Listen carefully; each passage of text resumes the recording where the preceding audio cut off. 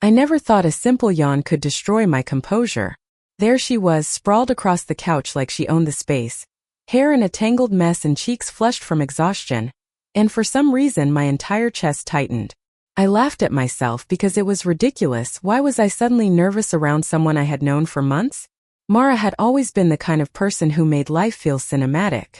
Her laugh could light up a dreary Monday morning. Her stubborn streak could start arguments and end them with a grin that made you forget why you were even mad. And yet, here she was, so vulnerable and human, that I wanted nothing more than to fold the world around her so no one could ever make her feel tired or sad again. It happened before I even realized it. Mara leaned over me, brushing a stray lock of hair from my face. I remember her sigh, the way her lips trembled just slightly as she pressed a soft kiss to my lips. It was careless, unplanned, yet charged with something so potent I could hardly breathe. And just like that, the mundane apartment, the cluttered bookshelves, the half-finished mugs of coffee, all of it faded. Nothing existed but her. The first thing I thought was panic. Not fear of her, but fear of my own feelings, which were already tangled up in a mess of admiration, longing, and something I had refused to name. My heart raced, my mind scrambled, and yet the moment was brief, fleeting. Mara pulled back, cheeks pink, looking at me with that same mischievous glint that always suggested she knew more than she let on. She mumbled something incoherent about being too tired and needing a nap, and then she was gone, disappearing into the other room like a ghost, leaving a scent of vanilla and lavender behind. I sat frozen, the kiss burning across my lips, and realized something I couldn't deny anymore. I had crossed a line in my own heart. She had, unwittingly or not, claimed a piece of me, and I was helpless to stop it. We met in the fall, in a small coffee shop tucked between the dusty streets of downtown Los Angeles. I had been running late for a meeting with a client I barely cared about, juggling a notebook and a too-hot latte when she collided into me. Books tumbled to the floor, coffee sloshed, and our hands met in the chaos. I had expected an apology, maybe an irritated glance.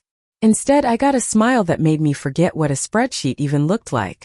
Mara had this way of disarming you instantly. It was infuriating and exhilarating all at once.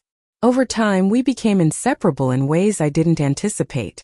Lunchtime walks, late-night study sessions in her cramped apartment, shared playlists that defined our moods and sometimes mirrored our unspoken thoughts. Mara was like a storm contained in a teacup, bright, unpredictable, and yet impossibly comforting. I watched her carefully, always aware of how her presence affected me, but always pretending I didn't notice the subtle pull in my chest whenever she was near. That evening, the kiss had changed everything. The exhaustion in her body had somehow amplified her vulnerability, and I realized I had always been drawn not just to her energy, but to her humanity. I wanted to see her tired, frustrated, laughing, crying, because it all belonged to the same person who had captured my attention in a way I could no longer ignore. I wandered to my bedroom, pretending to scroll through my phone, but every glance at the screen revealed nothing but her smile, her hair falling across her eyes, the way she bit her lip when she was thinking too hard about something trivial. The kiss wasn't just a kiss. It was a declaration, though silent, that our lives were more intertwined than I had admitted to myself. Mara appeared later, barefoot and yawning, her hair still wild from a day spent moving through the world with unapologetic energy. She flopped onto the couch beside me, bumping her shoulder against mine. I felt a jolt, a tiny spark that sent warmth rushing to my cheeks. She didn't mention the kiss. She didn't apologize. She just curled up, and I realized that was enough. We didn't need words, not yet. The weight of the unspoken hung between us, heavy but tender. Days passed and I couldn't get the image out of my mind. I saw her in everything. The way the sunlight hit the apartment in the morning, the smell of her shampoo lingering in the air, the faint echo of her laughter drifting down the hallway. I tried to distract myself with work, friends, the relentless noise of the city, but it was useless. Mara had become a constant in my thoughts, a beautiful ache that refused to fade. Finally, I couldn't take it anymore. I found myself standing outside her apartment, heart hammering, hands clammy. Mara opened the door, eyes widening slightly as she took in the sight of me. I wanted to run, to laugh at myself, to pretend it was nothing, but I couldn't. I stepped forward and grabbed her hands in mine, feeling the familiar warmth and the slight tremble that came with all the emotion she never fully let anyone see. "I can't stop thinking about you," I admitted, voice shaking, the words tasting like fear and hope all at once. Mara blinked and then slowly, her lips curved into that grin that had been the start of all of this. She didn't laugh, she didn't scold me for being ridiculous. Instead, she leaned in, pressing her forehead to mine and whispered, "I was hoping you'd say that." And just like that, the world tilted. The walls of caution, of denial, of fear, crumbled around us, leaving only the raw, unfiltered truth of what had always been simmering beneath the surface. Mara kissed me again, slower this time, deliberate, as if each second was a promise we were both finally ready to make. Our first days together were a mess of awkwardness and laughter, of stolen glances and hesitant touches. We navigated the uncharted territory of us, with a clumsy grace, learning each other's habits, discovering little rituals that became ours alone. Mara loved to cook, though she burned things frequently. I loved to read, and she would lean against me, tracing her fingers over the lines, pretending to understand but mostly just enjoying the warmth. It was imperfect, chaotic, but utterly ours. Through the late autumn nights and early winter mornings, the city outside our window carried on unaware. But inside our little bubble, the world was simpler. Mara would fall asleep on my shoulder after a long day, her hand curled in mine, and I would stare down at her, memorizing every freckle, every soft line of her face. I never thought I could feel this level of contentment, of quiet joy, of deep, unshakable connection. And yet, the past lingered in the corners. We had both known heartbreak, betrayal, and the sting of being unseen. Mara had scars she didn't show, and I had walls I had built higher than I cared to admit. But in her arms, those walls softened, crumbled, and sometimes even vanished entirely, leaving only the fragile but resilient bond we were slowly weaving together. It wasn't all perfect. We argued, yes. We stumbled over misunderstandings and insecurities. Mara had a temper that could flare in seconds, and I had a stubbornness that could rival hers. But each argument ended with apologies whispered in the dark, hands intertwined, laughter replacing the tension. The kisses became our language, each one a reassurance, a reminder that despite everything, we were there together. One chilly December evening, as the city lights glimmered below, Mara pressed her face into my neck and murmured, "I think I'm falling for you." My heart stuttered. I had felt it for months, had been paralyzed by it, terrified and exhilarated all at once. "I already have," I whispered back, the words trembling but true. Her fingers tightened around mine, and I knew that nothing could undo this, that the kiss months ago had been the first thread in a tapestry that neither of us wanted to end. The story of us wasn't just about romance. It was about healing, about trust, about the courage to let someone see you in your most raw, unguarded moments and still choose to stay. Mara taught me to laugh again, to cry without shame, to live in moments rather than anxiously plan for the next. And I taught her to slow down, to breathe, to realize that she was worthy of love in all its forms. As winter melted into spring, our lives intertwined in ways I never imagined. We took weekend trips to the coast, collected seashells, and left love notes tucked into each other's jackets. Mara's exhaustion was still there at times, but it was no longer a barrier. It became an invitation to care, to nurture, to connect in 1,000 little ways. Every kiss, every touch, every shared glance was a reaffirmation that we had found something rare, something worth protecting. And I realized, finally, that the kiss she gave me that day when she was tired, when she was human, was never about desire alone. It was about trust, vulnerability, and a love that refused to be contained by fear or circumstance. From that moment, I could not stop thinking about her. And I didn't want to. As days turned into weeks, Mara and I found ourselves settling into a rhythm of small, meaningful routines. Weekend afternoons were spent on her tiny balcony, sipping coffee and watching the busy streets below, sharing stories of our day. At first, it felt strange to open my heart completely, but Mara had a way of making it effortless, as if she could read my thoughts without a single word. One afternoon, as sunlight streamed through the leaves of a tree lining the sidewalk, I caught Mara looking at me in a way I hadn't seen before. It wasn't just interest or amusement. It was admiration, gentle and unwavering. My heart skipped a beat. "You know, you're kind of unusual, right?" I said, trying to break the silence. Mara raised an eyebrow, smiling. "Unusual how?" "Unusual in a way that makes people can't look away. Like you." She laughed softly, but it wasn't a teasing laugh, it was real, and it made my chest melt. Deep down, I knew she felt the same pull, even if she hadn't admitted it yet. That evening, when we cooked together in her tiny kitchen, the city lights flickering through the window, the music playing softly in the background, I couldn't take my eyes off her as she laughed at herself for spilling flour on the floor. I bent down to pick up the mess and looked into her eyes, feeling warmth rush through me. She leaned close, kissed my cheek, and I knew in that instant that I never wanted to let go. Our connection deepened, but it wasn't always smooth. Some days Mara was exhausted from work, stressed and distant, and I felt like an intruder in her life. I tried not to bother her, but the worry in my chest grew.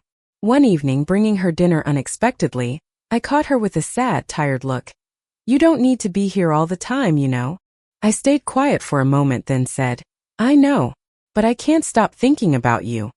Even when you're tired or busy, I want to be close." Mara's lips curled into a faint, tender smile. "Okay, just don't forget to rest too." Moments like these taught us that love wasn't just kisses and sweet gestures. It was patience, understanding, and embracing each other's vulnerabilities. I learned to give her space when she needed it, and Mara learned to let herself be seen without fear. One rainy afternoon, we took shelter under the awning of a small shop, laughing like children as the rain splashed around us. Mara held my hand tightly, her eyes warm and soft. I didn't need words.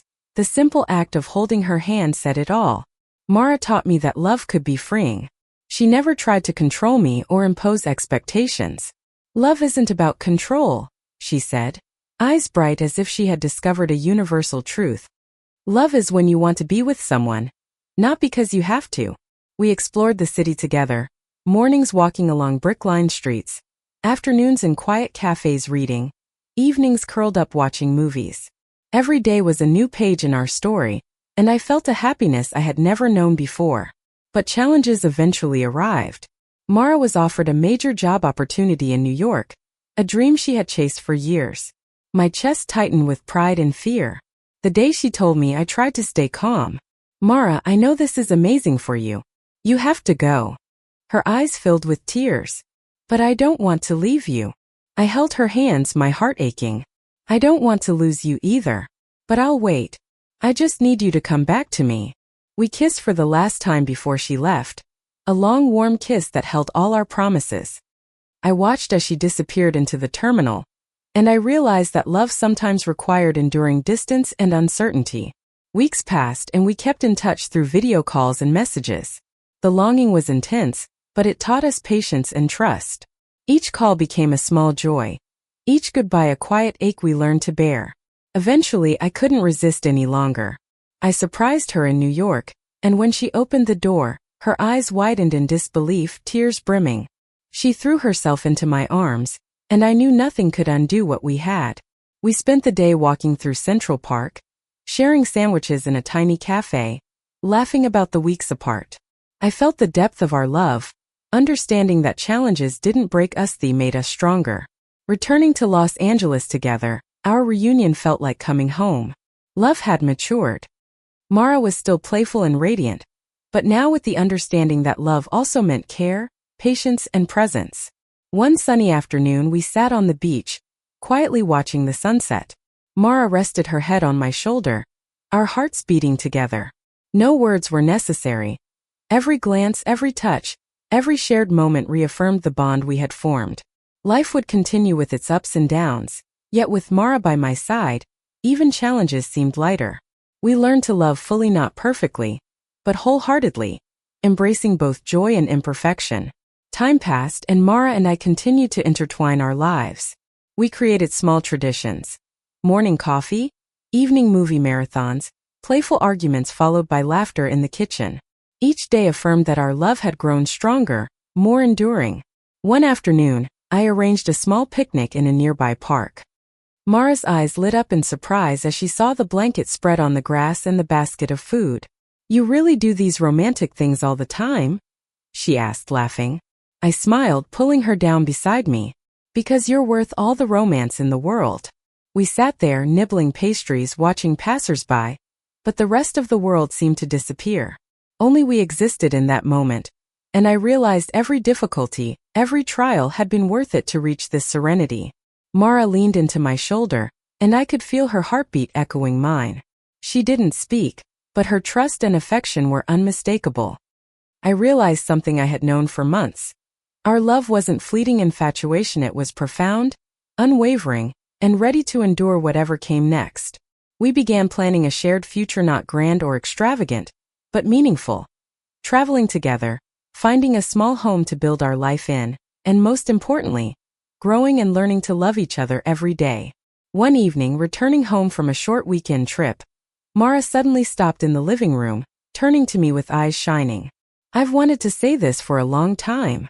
I held her hands, encouraging her. "Say it. I'm listening." She drew a deep breath, smiling softly. I love you. More than anything, more than myself." I didn't need words to respond. I pulled her into my arms, pressing a forehead kiss and then a soft, lingering kiss to her lips. "I love you too. Always." From that moment, we knew everything would be okay. Every past challenge, every moment of worry or distance had only strengthened our bond. We didn't need grand promises or dramatic gestures. Just being present, loving, and caring for one another was enough. Mara and I experienced the seasons together. Autumn leaves, quiet rainy nights, warm sunny mornings. We learned to love ourselves while loving each other, to smile in the face of life's difficulties, and most importantly, to treasure every ordinary moment that was extraordinary simply because we shared it. One golden afternoon, sitting on the balcony with tea in hand, Mara rested her head on my shoulder. "Do you know? Since that tired kiss, I haven't stopped thinking about you," she whispered. I smiled, feeling my chest tighten with joy. "Me neither. And I never want to stop." We looked at each other in silence. No words were necessary. Everything we felt was conveyed in our gaze, our kisses, our hands intertwined. Our love was no longer a fleeting thrill but a steady, enduring journey of tenderness, trust, and devotion. Time passed and we continued building our life together. Mara remained radiant, playful, and full of life, and I remained captivated by every expression, every movement. Together we created memories, cooking meals, walking along beaches, or simply sitting together in silence, finding beauty in every shared moment. One crisp late autumn evening with golden leaves scattered along the sidewalks, Mara looked at me, smiling softly. "I never imagined that a tired little kiss would lead to all this." I laughed, feeling a sweet warmth fill my chest. "It's true. And I'll never forget it, nor will I ever let go of you." We gazed at the night sky, stars shimmering like unspoken promises. I knew that from the moment Mara kissed me when she was weary, I had found a safe, complete haven for my heart. Our love required no perfection, no validation, just sincerity and the presence of each other, and that was enough. Life would continue with its challenges and unpredictability, but I knew that with Mara beside me, everything became lighter, easier, and brighter. We had discovered the essence of love, to choose each other every day, wholeheartedly and without hesitation. As night descended, the moonlight spilling through the window, I watched Mara asleep beside me, her hair soft against my hand, fingers still entwined with mine. I knew that love might be complicated, but this our love was simple and beautiful. From that exhausted, unexpected kiss, I had fallen deeply, irrevocably, and I would continue to love her, every day, forever. Mara and I smiled in sleep, our hearts in sync, knowing that our love was real, enduring, and entirely our own. Sometimes a single moment, a tired, tender kiss can change a life forever. And that kiss had changed mine, giving me a love that was passionate, patient, and everlasting. Thank you for listening. Like and subscribe to get notifications about next videos.